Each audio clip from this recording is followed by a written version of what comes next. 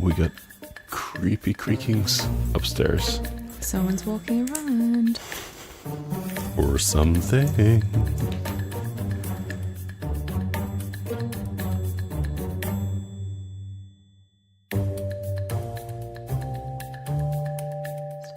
Let's do the welcomes.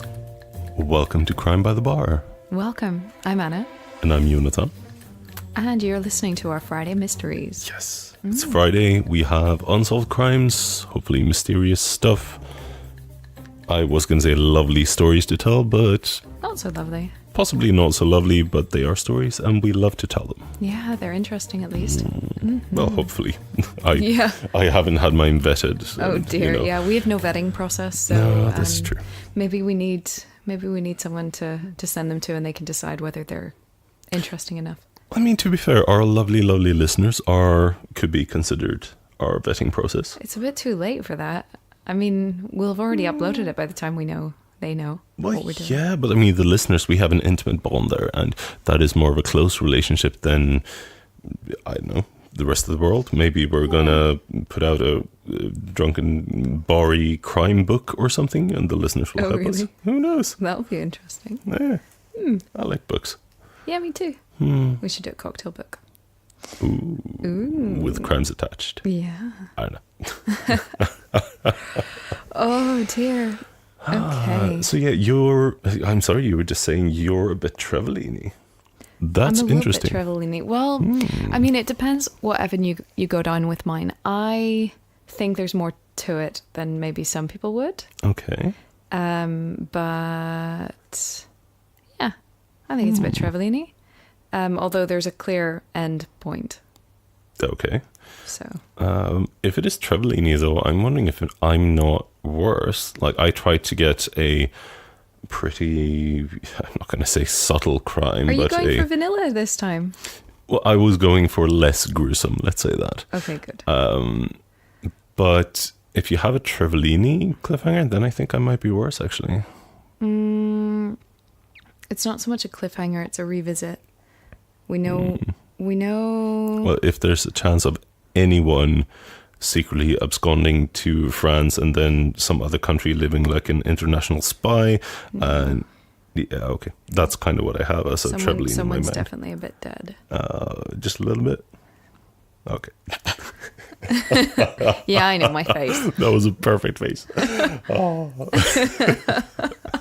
It's like I'm trying to twist my bottom lip back into my face and nodding while frowning and doing a lot of eyebrows. I will tell you, you succeeded. Thanks. I don't know. Mine's super sad, so I don't really know. Originally, I was going to do the Wanda Beach murders in Australia, and I actually changed it last minute to an Irish one. Oh, you did actually change it? Change it, yeah. Because the Wanda Beach one was super horrible. Yeah. Yeah. Okay. It's another beach one, but yeah. Fair enough. So, who do you think is worse? I don't know. You pick. Who do you want to go first? Do you want me to go first? Well, if you have any kind of bit of Trevelini, I think you're a bit less worse than I am. Okay. Does yours have an happy ending? No. Okay, then it doesn't matter. You can go first.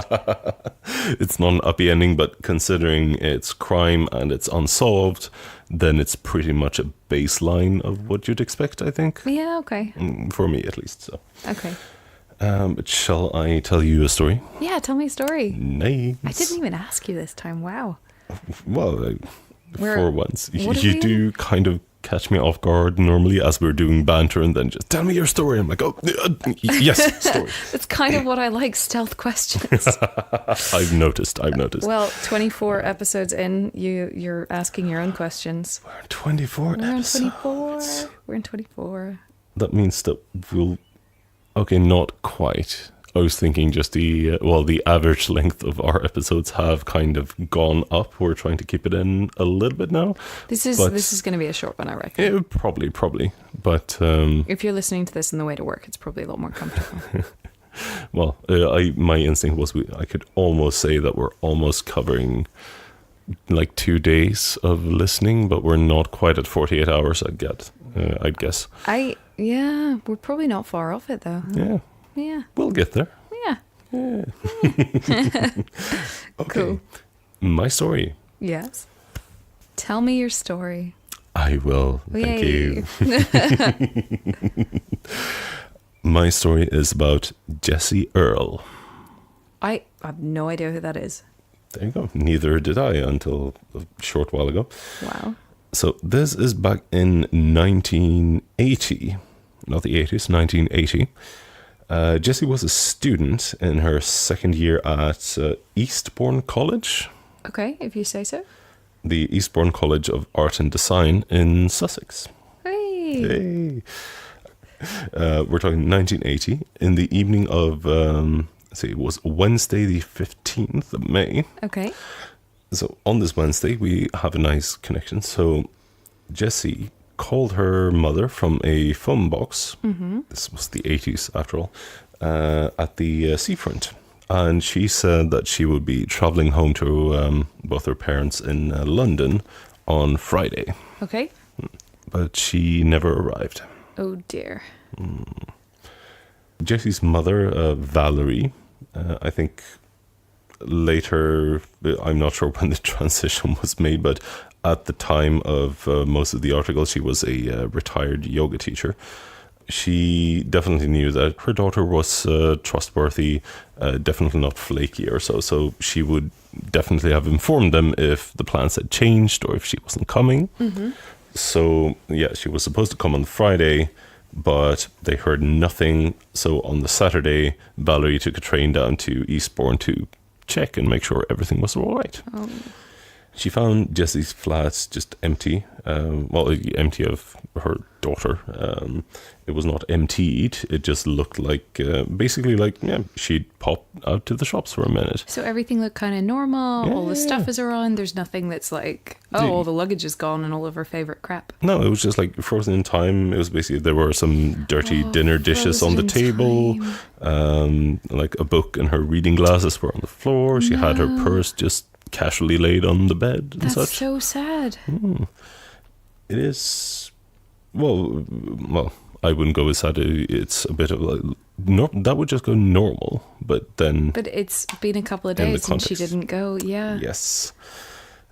So when she found this and like no trace of her daughter, she called her husband and then the police as well. And the police was.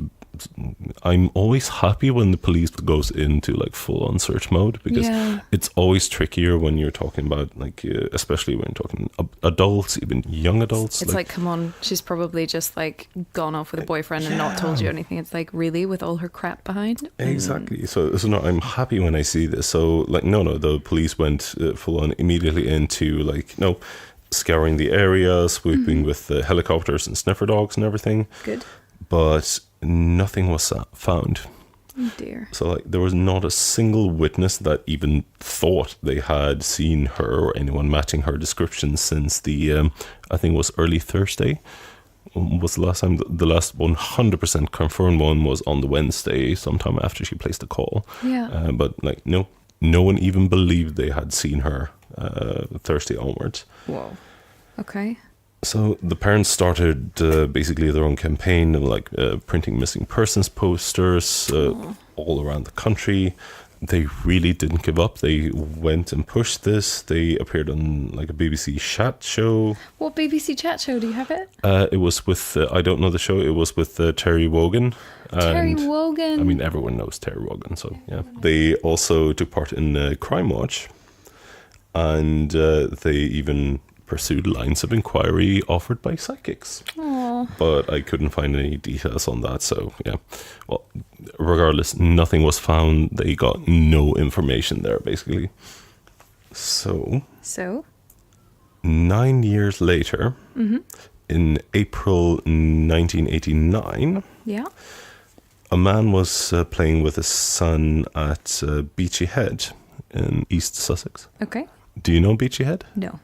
Oh, you don't? Oh, I would have assumed that you did know. I have no idea what you're talking about. Okay, so Beachy Head is basically a range of chalk sea cliffs. Okay. Really big, white, steep cliffs. Okay. It is like there is a lot of possibility of some really nice photos there on both ends, just seeing the cliffs and also looking out over them. They are actually the highest, as in the highest drop of chalk sea cliffs or sea cliffs in Britain. Okay. Peaking at 162 meters, which is 531 feet above sea level. Wow. Which unfortunately also is a connection to why it's known as a very common spot for suicides. Suicide. Oh, yes. dear. Of course, due to the location, the height of the cliffs, and just the steepness, you can just walk off, basically. However, the man and his son, I would recommend you actually checking up some photos of Beachy Head. I've heard it mentioned a lot of times, but the kind of silliness of the name made me dismiss it a bit. But looking at photos, it is quite impressive, actually. Okay. I will check it out. But the man and his son, they were playing with a kite, and as probably you or anyone who has ever flown a kite at a young age can attest to, it is inevitable that the kite will crash and get stuck somewhere. Yeah, of course. So this kite crashed into a pretty deep thicket on the cliff top. And as the father went to retrieve it, he first saw a skull. And he found the skeletal remains of Jessie. So the police came there. Like, it was very fast that they actually managed to identify her. Yeah. Guessing teeth or dental work, but I'm not sure.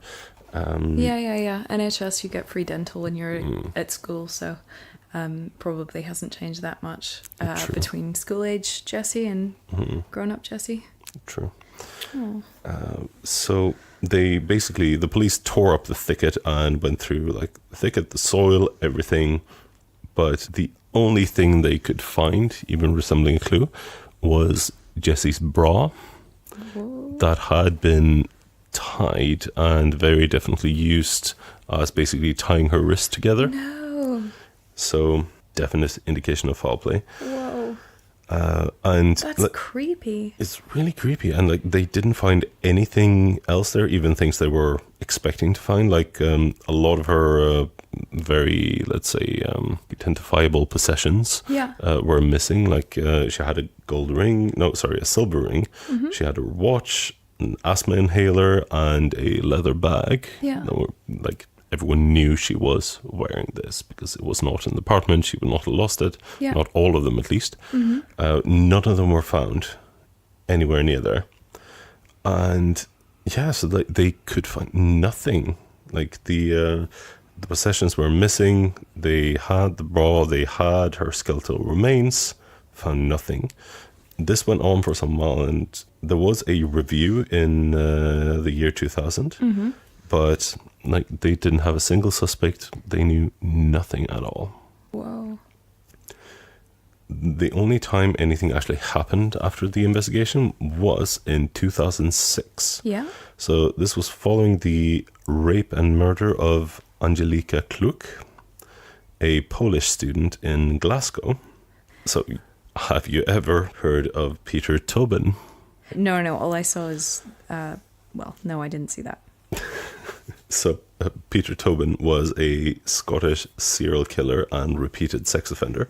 Basically, the rape and murder of Angelika was when he was caught, and a lot of his other crimes was brought up. Wow. And he is currently still, today, Yeah. serving 3 sentences of life imprisonment with a whole life order attached. Well, that's good. So he can never get out? It is, well, almost never. I did look this up, and so I do like that there is a thing trying to enforce this. We've been talking about life sentences before. Yeah. But so whole life order is basically, to quote, the purpose of a whole life order is for a prisoner to be kept in prison until he or she dies with absolutely no chance of eventual release. Although exceptional circumstances, a prisoner can still be released by the Home Secretary on compassionate grounds, such as great age or ill health. Fine, whatever. So it's not 100% bullet water legal proof, but still it is a pretty definite thing. Okay. So yeah, this is an entirely different case, but at the time that Jessie disappeared in 1980, Tobin was living about 25 miles along the coast in Brighton. Okay. So once he was arrested and they started going through everything, they found a lot of cases which could be connected to him. Okay. But in the case of Jessie, there was really nothing concrete that could be found, like linking Tobin to her murder. And yeah, he was relatively nearby, but nothing else. And like the investigation was mostly, they were poking into this in 2006, 2007, around his arrest and trial and all that. But after that, I couldn't find any more updates at all. And it does look very unlikely that we'll ever learn what happened to Jessie, basically. So the possibility of a connection to another serial killer, but no, it was just all these very long pauses. Her parents are, of course, in a bit of a shambles, but yeah, it's kind of a rough one, but that's oh dear. So they don't know when she left. They don't know. I mean, they don't know how she left the home or anything else. Like, no. But she did have some of her stuff with her, but like normal stuff, like popping out to the shops. Exactly. Like so I'm going out of the doors. It's not like she was abducted from her home or there's any indication of that. But she definitely wasn't expecting to be out for a long time. Exactly. Oh.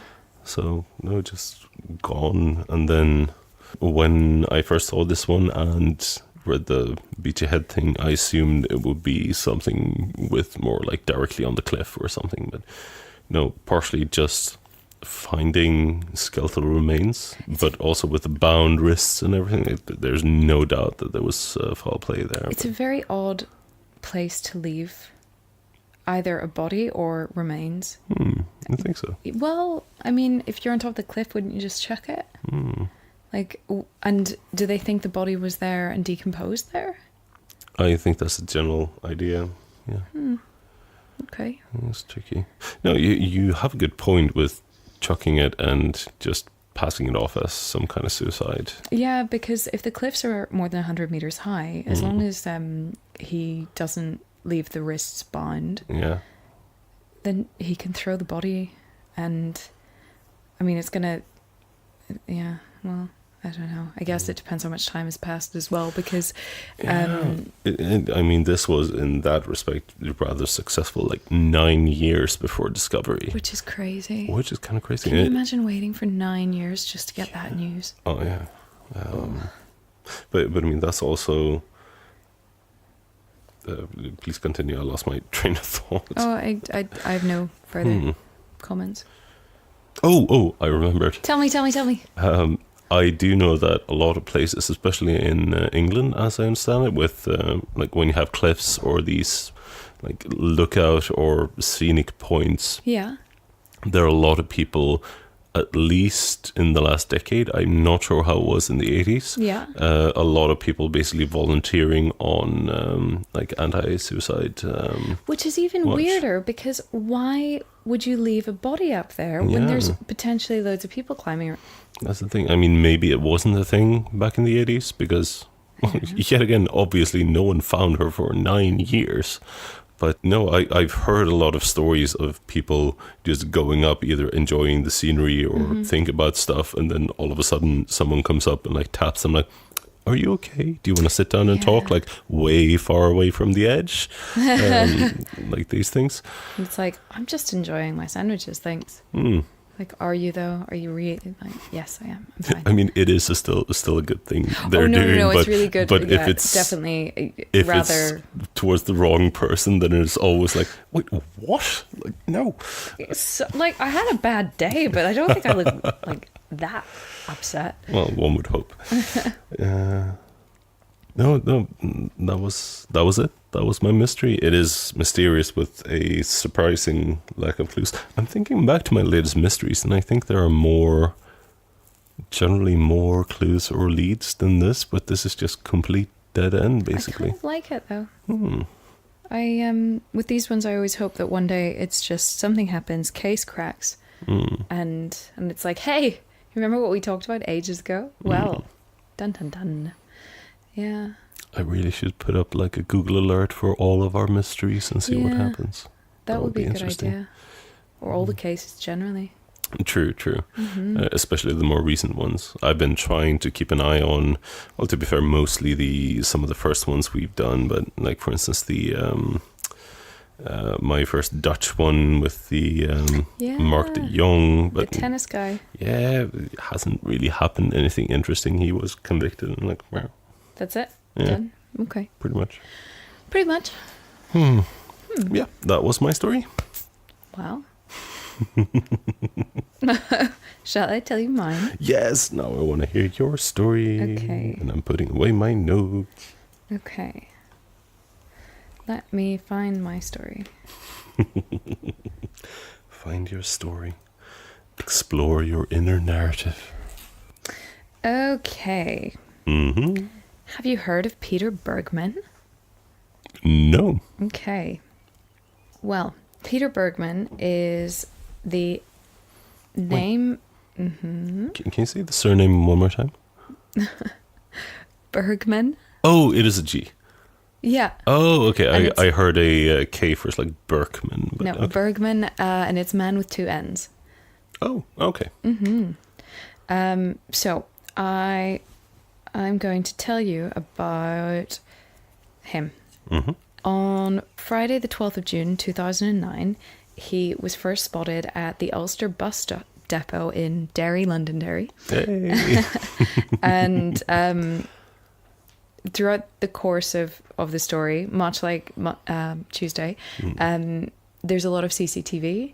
So a lot of his movements are put together from the CCTV. Okay. So he was spotted in the Ulster bus depot in Derry, and between 2:30 and 4 o'clock, he's sort of hanging around the station, and then he gets on a bus going to Sligo station. So Sligo, it's actually really beautiful. It's on the southwest coast of Ireland. It's in the Republic. Most people, if they're in that part of the world, they go to Donegal. But Sligo is like an hour away, less, from Donegal, just a little bit further south. So it's actually where W.B. Yeats spent a lot of his summers, the poet. So a lot of his poems are inspired by Sligo. I always thought the name was such an ugly name. I can't get by it. Like, I totally trust your judgment or your review of the place and the historical value, but every time you say Sligo, it just... Yeah, I know, it's like... But look, here's some pictures. Oh, that's gorgeous. Isn't it? I can't see the pictures I'm showing you. I'm just hitting right. And it's like a combination almost of, well, the look at that idyllic general island feeling combined with a little bit of New Zealand, a little bit, almost a bit of Irish rock, and a little bit of Holland as well with some of the houses. It's beautiful. There's some old houses. There's only like 20,000 people who live there as well. Like it's a small place, and yeah, most people who are in that part of the country, they'll just go to Donegal. There's a beautiful coastal route that you can take from Belfast, where most people would sort of fly into. People fly into Belfast or Dublin. If not, they'll go into Cork, and if not, they'll go into Shannon.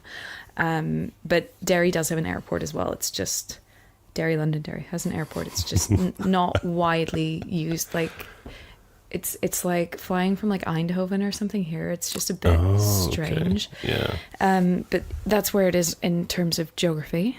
Oh, okay. I feel like my description was fairly accurate. So right on the nape of the neck of the enthusiastic penguin. Yes, if that's how we're describing Ireland, yeah, it's on the nape of the neck. But it's also a pretty random place to go.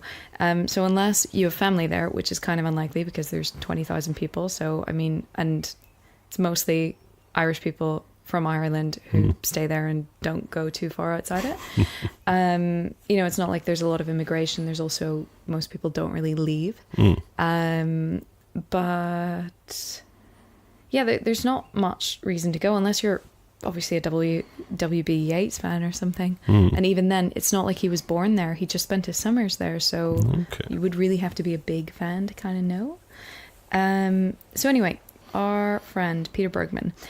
So just FYI, the journey would take maybe a couple of hours. By car, it's like 85 miles. So, sorry, I didn't look it up in kilometers for a change. It's like less than 140 kilometers, like 136 kilometers away. So it's a decent bus journey. Like, there's no way I would do it. And you go from Derry, you pretty much go straight across the border, and then you drive through Donegal the whole way down to Sligo. So it's actually really beautiful countryside, but it's, you know, the roads aren't going to be amazing.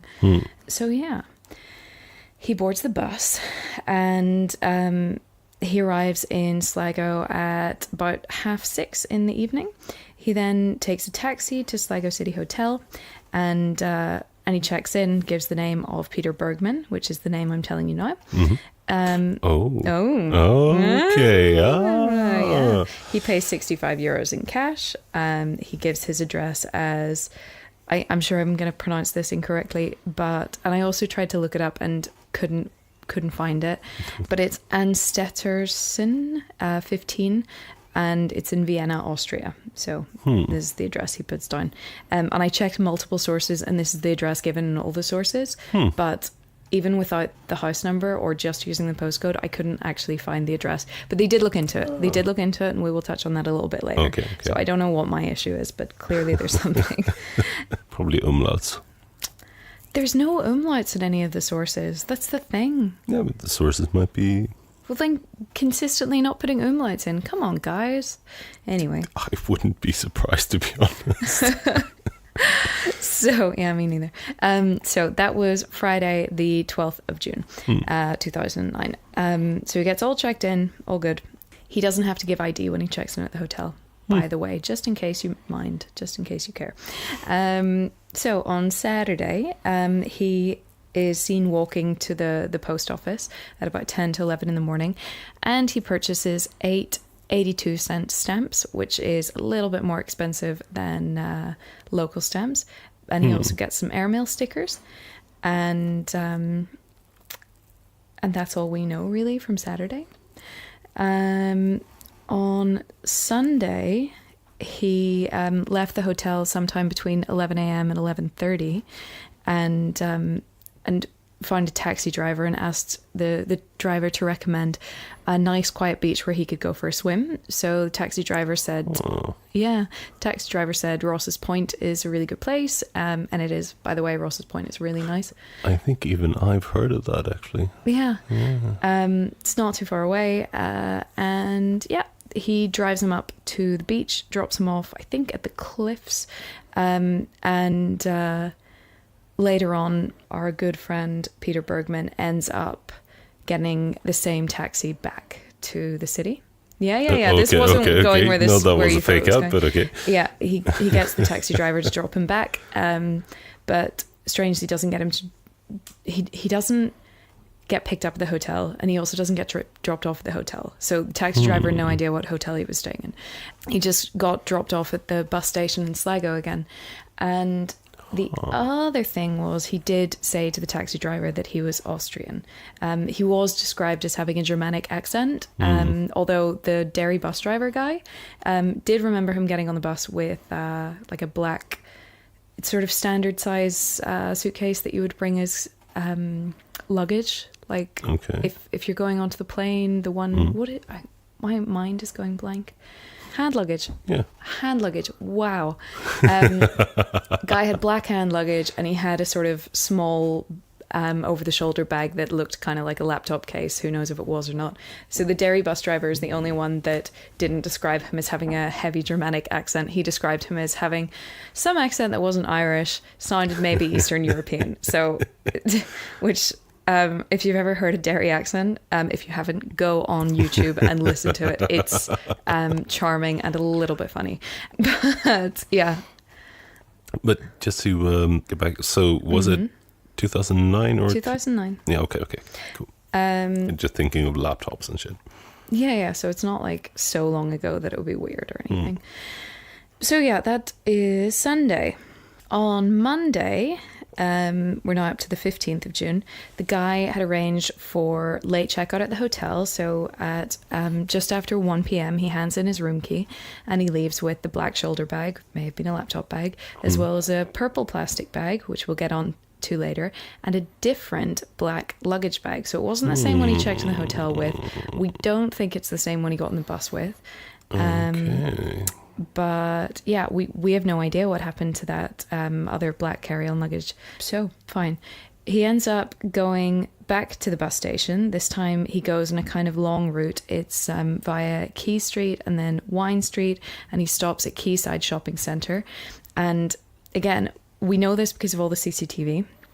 He waits really awkwardly in a doorway for a couple of minutes, not sure what that's about, because we know there are cameras there, and he probably knew there were cameras there, so, you know, why, if you're going to be lurking, then I don't know. But anyway, by 1:15, he left the shopping centre, walked back along Wine Street, still heading towards the bus station, still carrying all the bags. Everything seems sort of fine.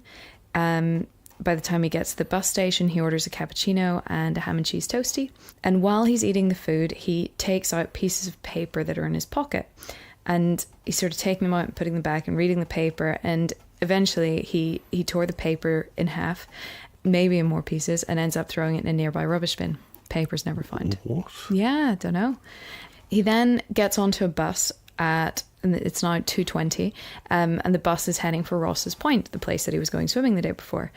There are reports of him being seen by up to 16 people while walking along the beach, and there's, you know, various people who were interviewed who said, yeah, you know, I said hello, or I was with my whoever and said hi, and he seemed to be in pretty good spirits, and he nodded hello. I found it quite interesting that it's described that he greeted passers-by, but it didn't seem like he spoke to them, and I just thought that was quite funny, because in Ireland it's so normal, whether you're in a car or whether you're walking around, even if you don't speak to someone, it's you always sort of, if you're driving, you'll like raise your fingers in your steering wheel to sort of go thanks or hi or whatever, or you'll tip your head or your hat, or you do a little nod like that. That's very normal. It's not like it would be weird not to speak, but I just find it kind of interesting that maybe he was doing it so his accent isn't revealed or something. Oh, okay. But yeah, he seemed in good spirits. Yeah, I don't know what the equivalent Austrian custom is. No idea. But I don't feel like that's very normal in Benelux to sort of to nod or smile at people or to greet them. It's a little bit different in the countryside, but in Vienna, I don't imagine it's really normal to smile and nod and greet people. So well. Most of my experiences with Dutch people and Belgians, at least, are, well, either there is basically nothing or there is at least one conversation opener. Even if that's completely tossed away, then you have to say like, oh, hello, how is the thing? And then you either engage or walk away. Engage or walk away? Yes. Walk away without responding? Yeah, but I mean, you know, you must know this is common as well with people, you know, the standard like, oh, hi, how are you doing? And they don't want a response on how you're doing. Yeah. That is just a greeting, basically. Yeah, that's okay. That's a bit more normal than just walking away. No, but that's what happens. Like, someone says like, hi, how are you doing? And just mean it as, no, this is just a longer hello. I'm not actually interested in how you're doing. I'm and if you it give now. an, Yeah. Hi, how are you you doing? And then keep walking. Yeah, okay, sorry. The way I was thinking of it really was a question, despite agreeing with you that, yeah, people don't say it as a question. Okay, so, yeah, he was walking along the beach. He had his jeans rolled up to his knees. He's walking parallel with the sea. He's maybe ankle deep in the water. And yeah, he seems in pretty good spirits. And it was, I believe, fairly late in the day that the last sighting was. I think it was after 10 o'clock at night. And the Irish Sea is, well, it's not even the Irish Sea, it's the Atlantic. Because it's north, west. It's cold. It's really cold. Anyway. But you know what? It's June. Maybe it was a nice day. So yeah, on the Tuesday, we're going to swap to a different perspective. Arthur Kinsella and his son Brian, the son was training for a triathlon. They were running along the beach and they found Peter Bergmann, and it was about 6:45 in the morning. It was described as being at dusk. Initially, they thought it was... This is such a common thing. I'm always shocked whenever I read it, although I'm getting less shocked. They thought it was a store mannequin, and they stopped and then realised, of course, it was an actual body. And that's the thing, like, you don't expect to stumble across a dead body. Well, that depends on where you are and where you live. I'm terrified all the time. Enough. I'm like... I think a lot of people don't expect that. Yeah. Ugh. I once found a dead dog in a bin bag at a park. I think that scarred me for life. In a bin bag? Yeah. Did you open the bin bag or was it open? Well, I didn't know what it was. Huh. It was really horrible. I can imagine. I'm just thinking, if I just found a random bin bag in the park, I would not open it. But... Oh no, of course I would. Like, I don't know what's wrong with me. Like, sorry. But like, it was like, yeah, it was bad. I don't know why. Like, why would it be there? Like, if it's a family pet and you love this dog, then you'd bury it. You wouldn't let it decay in a bin bag and in a park.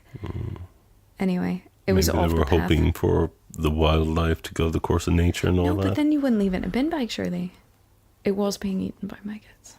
It was pretty bad. That's horrible. Yeah. Anyway, so back to the other bit. Arthur and his son Brian find Peter Bergmann, and instead of calling the police, Arthur turns to his son and says essentially, would you pray with me? Like, shall we, just use this moment to say the Lord's Prayer? And that's what they did. They stood over the body, said the Lord's Prayer, and then called the Garda. Okay. Yeah. That is fine. Like, when you said instead of calling the police, I thought that would have been more like, let's pray and then walk away. But no, to me, like, that is completely fine. Yeah. Yeah. I thought that was so Irish and very sweet, as long as the person was Christian, because otherwise it's a bit creepy. Sure. But you know what, you do what you do. But yeah, I thought that was really sweet. So they do that, and Arthur later sort of described the moment, and it actually sounded, I think he described it as being peaceful, and considering, what inevitably comes after a body is discovered, I think that's quite beautiful. There was also someone the day before who said whenever she saw Peter Bergmann walking along the beach, the sun was cutting through the clouds, and when the sun hit him, he just glowed entirely. Like, all of him was gold. And there were some really nice descriptions. So the Garda were called, and by 8:10 in the morning, Dr. Valerie McGowan officially pronounced him dead, but it was pretty clear he was, already gone. Now, some interesting things. There are varying reports of the cause of death and what he was wearing at the time he was found.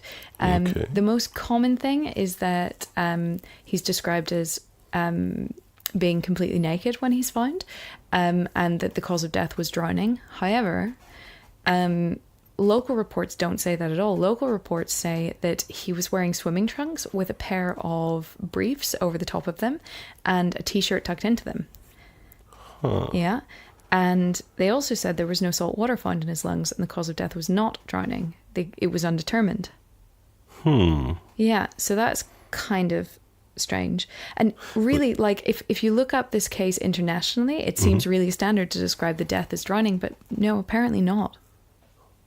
And there are no direct like statements from police or so on the investigation? There are quotes of it being described as a death by drowning, but bear in mind, a lot of the initial reporting would have been done before it was actually looked at. So, yeah. I couldn't find a proper source either way. There was a documentary on this a couple of years ago. That also seems to go to the conclusion that he did not drown. So, again, kind of interesting. I haven't seen the documentary, but I intend to after this. Yeah, and also, I'm not sure why I haven't thought of this before, but I kind of get the urge to, like, should we just call the local police department, see what we can figure out? You and I? Yeah. Yeah, maybe. I mean, okay, 2009 is 8.5, possibly 9 years. Well, it's not an open case, this one. It should be possible to figure out or weasel out in that case, right? Tell you what, I'll call the police next week and we'll do a recap in our next recording. Brilliant. Or at least our next mystery. That let's sounds see. Brilliant. And whenever you're editing this episode, you have to remind me that I agreed to this because I will completely forget. Will do. Okay, so yeah, it says all the quotes say that the Sligo medical examiner deemed the cause of death to be drowning, but and found no signs of foul play. And while everywhere says there were no signs of foul play, all the superficial reports I find say drowning. All the in-depth sources are not drowning. All the local sources specifically say there was no water in his lungs, which is, I find, totally bizarre. And it's also interesting that it's widely reported that he was naked, but again, local ones say no. But you said the ones that said that he was not naked said he had swimming trunks and what was above? A pair of briefs above the swimming trunks. So swimming trunks, brief I was above. going to make a connection to the rolled up jeans or something. No. And then a t-shirt on as well, and they were tucked into the trunks. So it's not even like, if it's like, oh, he was wearing swimming trunks, or oh, he was this. It's like, it's so specific that I find it hard to believe someone just made it up. Yeah. And you're talking about like, let me see if I can find. One of them is the Irish Independent, which is like one of the biggest newspapers in Ireland, if not the biggest. So I'd kind of trust what they have to say on it. Okay. And yeah, we have to check out the documentary, but yeah, it seems like it was the case.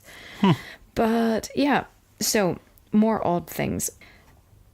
So he was, even the passers-by said, you know, he had really well-combed grey hair. He looked tidy. He was very smartly dressed, like out of place, smartly dressed. It seemed a little bit strange, but fine. And yeah, he looked like he took care of himself. Whenever, during the autopsy, they said his teeth were in good condition. There were signs of frequent dental work throughout his life. You know, bridges, root canals. He even had a gold tooth, which to me doesn't scream great dental work, but I guess that's a generational thing. Yeah, probably. I just think people of my generation don't go for gold and silver. Well, maybe it's just me.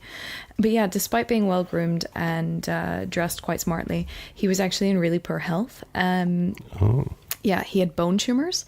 He was in advanced stages of prostate cancer. He'd had at least one heart attack previously, and he was missing a kidney. I assume that was known by him. It wasn't like he woke up one morning with a sore side. One would hope. But no idea whether it was him giving it up for a transplant or removed because of disease or anything in between. But I'm assuming, especially from your earlier comments with the address and everything, that they couldn't find any relatives or so? Good question on the address. I should have brought that back up. So they traced the address to a vacant lot in Vienna. So, yeah, so it was total nonsense, as was the name. It's not his name. We don't know his name. He had no idea. He actually cut out the labels on all his clothes.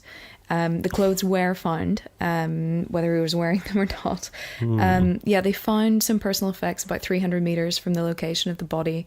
They found shoes, they found socks, they found trousers, jumper, black leather jacket, pack of tissues, some money. sheets of blank paper, so I assume that's to do with the stamps he bought. Maybe he was writing letters then.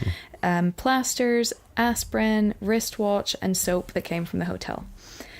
But yeah, the toxicology report showed that there was no evidence of painkillers in his system, not even like aspirin.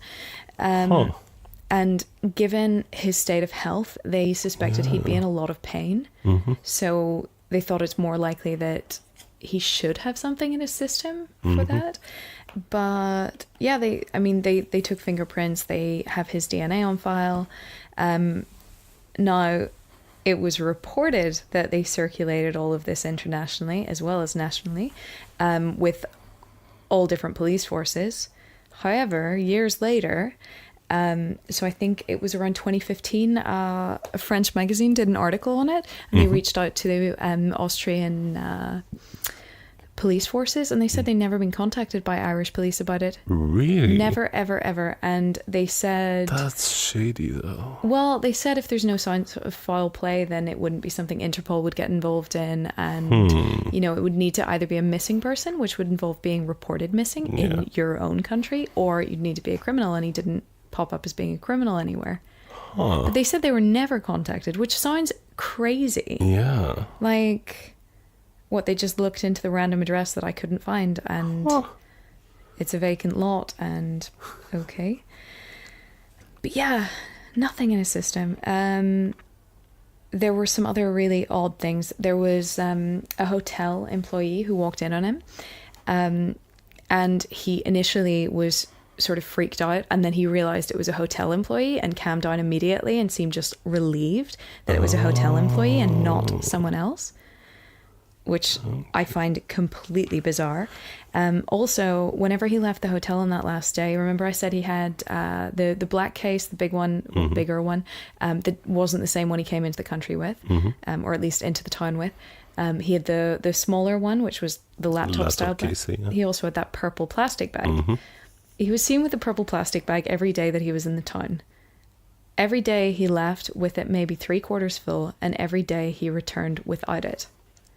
And it is just like a plain purple plastic bag. I think I have a photo I can show you. So it's kind of like a violet color. Oh, yeah. So it's pretty distinctive, though. So this is... especially with that attire. Yeah, I'm showing you a photo of CCTV of him outside the hotel with this sort of violet coloured plastic bag, and it's full at this point. Every time he returns and it's empty, so it could just be he's like getting rid of his stuff and then wrapping up the plastic bag and putting it back in, because you imagine you don't have like 10 of these purple plastic bags. It's a pretty distinctive colour though, so why would you be carrying it? And unless you actually have several of it and it is for basically dropping it somewhere for someone to pick up. Or it's because you want to be spotted by someone. I think so. Well, I mean, this guy is, you know, slenderish build, like fairly average looking, tidy grey hair, 55 to 60 they reckon, 5'10.5". Like he's pretty unremarkable in every sense. That is the definite word I would use after seeing that picture. Yeah, it is unremarkable. I mean, describe him. There are a lot of distinctive things about him if we're talking about the missing kidney and the bone tumours and everything else, but it's just tricky to see at a glance. But yeah, if I saw this guy in the street, I mean, it's not even like you look at him and go, he's clearly not Irish. Like, he could be anyone. He would fit in almost anywhere, because he just looks like an old white guy. Yeah. Anywhere that you would find a future retiree, you'd probably not be too surprised to see him. So yeah, he left every day with the thing around 3/4 full, and then, came back with, well... We didn't see anything on the CCTV. Essentially, we don't know what happened to him. Of course, the most popular theory is it was a death by suicide, but there are a lot of things that just seem odd about that. They did trace the clothes, so the clothes were all from CNA. So mainland Europe, you have C&A stores, which are kind of like slightly higher end H&M. Is that maybe fair to say? It's sort of older demographic. Sure, I've only ever seen a CNA here in the Netherlands, or reacted to it. Yeah, it's common in Austria and Germany and other places. Like, but it's sort of more central. Yeah, I guess I'm not sure how to classify it, because apparently H&M is way more esteemed here than it is, for instance, in Sweden. Yeah, see, H&M to me as well has quite a bad reputation. But CNA, it's sort of, it's nowhere that I would shop, but it's this sort of place that I imagine someone's mum might shop. I don't really know. It's like, thank you for that. I've been in one once, and I don't remember seeing a single thing that I would have. It was one of those shops where they have a front door and a back door, and if it's raining, then it's easier to walk through it and not get soaked. There was absolutely nothing that caught my eye. But yeah, to me, it's one of the 2 Dutch stores where I've actually been able to buy something that fits. Oh, so I'm apparently an old mum. Oh no! I mean, I got the shirt I had on St. Patrick's Day there. Your shirt's nice. I like that shirt. No, but I did like that shirt. There's a picture of it on our Twitter. People can go on and see the shirt and judge it for it. But I have no problem with the clothes he's wearing. I'm just saying, like, it's not an unusual place, but it's also not the sort of place that, well, whatever. It's fine. No, I agree on that point. No one cares, Anna. So yeah, the clothes were from CNA, but he had cut out all the tags. What else was quite strange? Yeah, him ending up in Sligo as well is pretty weird. Like we discussed earlier, you've never heard of it. Most people have probably never heard of it. If you've heard of somewhere in Ireland that's not obvious, like Dublin, then it's probably going to be Cork or Donegal. Like Donegal is such a common place for people to go if they want to go on the coast. But it must have been a deliberate destination. Yeah, I feel. Yeah, for sure. The interesting thing is, though, to go to get into the country, if you were traveling from Vienna or from most places in mainland Europe, you're going to have to show, from anywhere in mainland Europe, you're going to have to show your passport. The only way he could have got into either Northern Ireland or the Republic of Ireland without a passport is if he flew from mainland UK. Because depending on the airline, you don't need to show a passport, or you can go by boat and then you don't need to show a passport between mainland UK and the island of Ireland. So that's a possibility. But he could have flown into Derry as well. Again, he would have needed to show his passport, and they couldn't track that down. The first place they found him was on CCTV at the Derry bus station. No idea how he got there. But who's to say he didn't take a taxi from Belfast to Derry? It's a couple of hours. True. And he could have flown into Belfast really easily. The general consensus is that, yeah, we think he's from Vienna, but there's no reason to believe that. He didn't really interact with people in the town, but he was sort of pleasant enough. He smoked. He's caught on CCTV smoking a bunch of times. Not that we really care. And yeah, the big assumption is that he died by suicide, but there's a lot of things that just don't really add up with that. And he did seem to think there was someone around who was following him, or might have followed him, or might have known where he was. Apart from the incident with the staff, I assume. Yeah, the some of the behaviour on CCTV, like lurking in the doorway, seemed a little bit strange. But I don't know. Maybe it's like, what was the end of Sin City? Josh Hartnett's character, the hitman. Who is Josh Hartnett? He's how do I describe him? I'm not even going to bother. Basically, what if... No, he's kind of not worth the hassle. He left Hollywood. You're not going to know who he is these days. And I can't think of a single I've seen the movie several times. I'm just not connecting the character. He's the guy at the very start and the very end who, like, embraces a woman before shooting her. I'm just wondering maybe if he paid to be killed or something like that. And maybe that's why he was sort of a bit on edge, but he also, but I don't know. Suspicious deliveries and whatnot. Yeah, well, deliveries. He also avoided CCTV. We don't have any footage of him chucking out stuff in the purple bag. He was described in a lot of places as being aware of where the CCTV was and going out of his way to avoid it. So he must have been up to something he didn't want captured. Yeah. But Yeah, there's also a question about maybe he was maybe he went out to sea and he hoped his body would never be found. He expected to drown, but actually he suffered a heart attack and then was washed ashore. But it is like one of the I mean, it's at least one of the most easily accessible northwestern points in Europe that goes right onto the ocean. And yeah, maybe there is I mean, there's sharks and stuff off the coast. When you Really say far out. When you say go out to sea, do you mean just swim out? Swim or as far as you can go and then be carried out by the tide, maybe. My mind first went to getting some kind of boat or vehicle, and that would be easier to someone notice it being gone, I guess. Yeah, but then you have the whole thing about you're on that boat and you're going to probably starve to death unless you jump in. No, that's what I assume, like going out with the boat and jumping in. But swimming is the thing as well. Like I assume that it's always kind of a Murphy's Law with those things, because like if you're swimming out, you might not swim too far, but if you actually really want to get back to shore, of course the current's going to grip you. Yeah. But like if that was the case here and he wanted to get out to sea, and then like, no, we're bringing you back to the beach. Yeah. Of course. Of course. The sea is a fickle beast. Maybe it was a heart attack. Yeah. Who knows? But I do have issues. Like, what are your issues? Tell me your not issues. issues. I have difficulties seeing. I've never had a heart attack, but if you're actually swimming out and you're having a heart attack, I'm having difficulty seeing that there would be no water in his lungs, because trying to cope with that and not just going under and breathing in stuff would be tricky, I would assume. Why didn't I think of that? That's a really good point. Yeah. Why would... Oh, you look so sad right now. No, I was contemplative. It is sad, though. It is. But yeah, you think... And if he just had a heart attack in shallow water, then, well, he was washed up on the beach, so maybe that was it.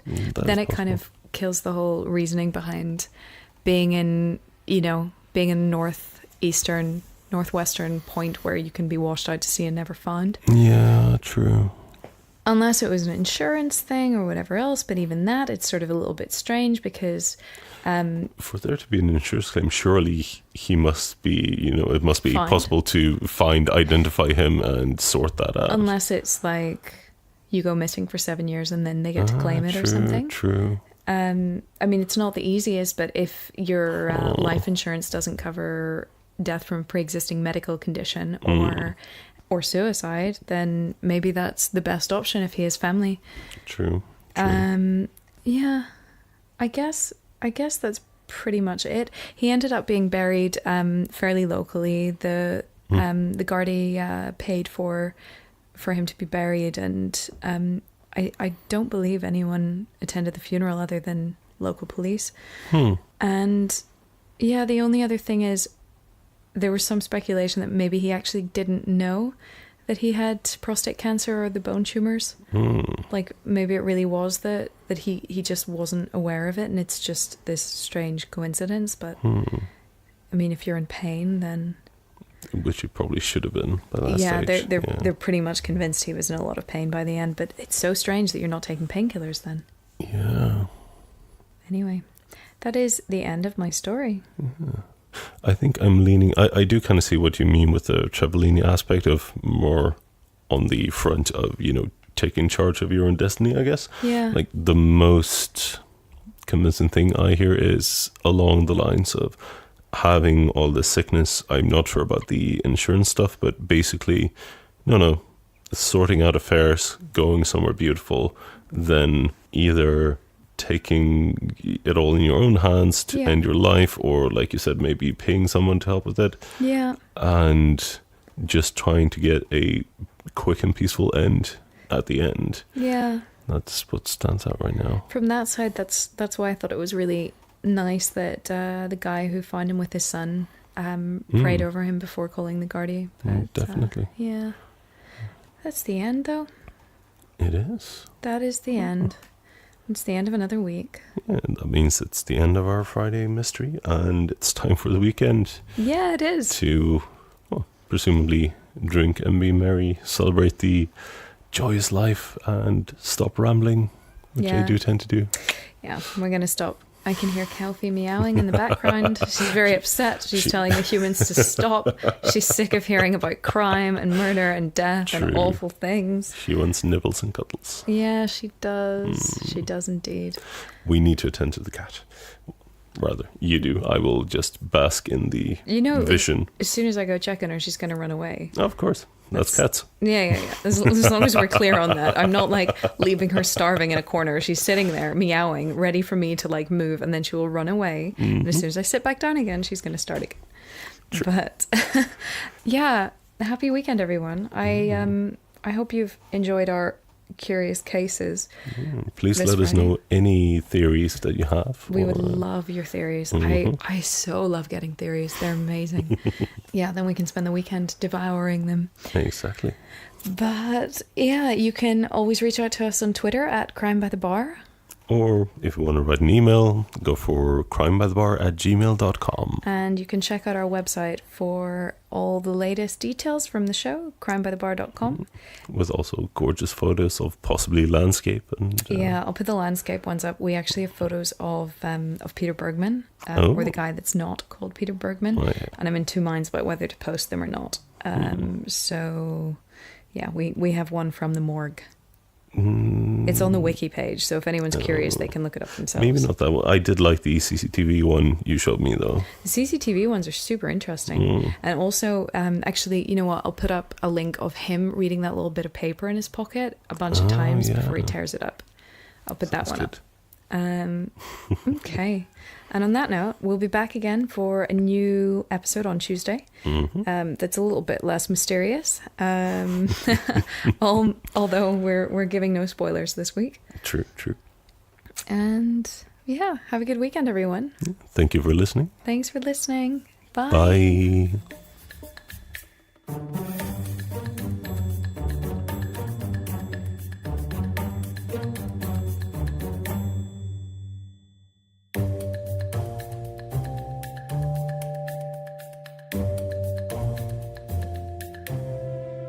Prepped and ready? Mine involves a cheese and ham toasty. So it's Welsh? No. Oh, no, sorry. That's too advanced. They're just cheese toasties. Rarebit isn't a toasty. No, but just on the... I mean, rarebit is a delicacy. You go to a luxury restaurant and get that. You can actually as well, so leave it out.